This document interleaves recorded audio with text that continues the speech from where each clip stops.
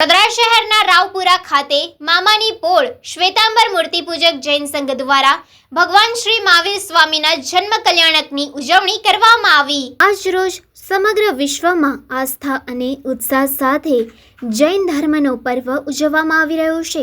જૈન ધર્મના 24મા તીર્થંકરના આ પવિત્ર દિવસે અહિંસા, ત્યાગ અને સત્યના ઉપદેશોનું સ્મરણ કરી રથયાત્રા તથા વિશેષ પૂજા અર્ચના કરવામાં આવે છે। આજે જૈન ધર્મના 24મા તીર્થંકર પ્રભુ મહાવીર સ્વામીનો જન્મદિવસ છે, જે જીવનમાં શાંતિ અને પ્રેમનો સંદેશ આપે છે। મહાવીર જન્મ જયંતિ વિશે મુખ્ય વાતો જાણીએ તો આ દિવસ ભગવાન મહાવીરના જન્મ જયંતિ તરીકે જૈન સમુદાય માટે સૌથી પવિત્ર તહેવાર છે। ભગવાન મહાવીરનો સિદ્ધાંત છે કે જીવો અને જીવવા દો, અહિંસા પરમો ધર્મ, સત્ય, અચૌર્ય એટલે કે ચોરી ન કરવી, બ્રહ્મચર્ય વ્રતનું પાલન કરવું અને અપરિગ્રહ એટલે કે સંગ્રહ ન કરવો નો સંદેશ આપવામાં આવ્યો છે।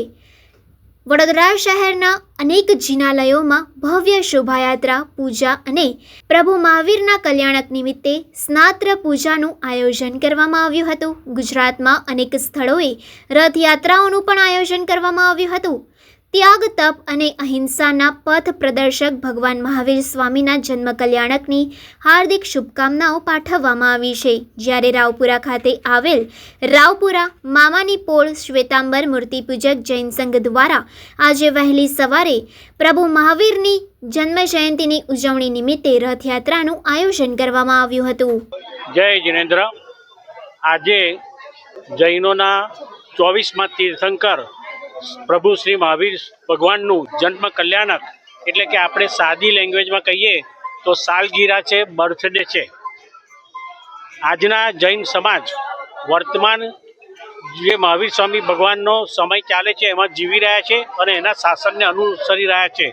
ભગવાન શ્રી મહાવીરના કયા પ્રમાણે સંપૂર્ણ જૈન પંથ ચાલે છે અને અહિંસા પરમો ધર્મ એ જૈન ધર્મનું સૂત્ર છે।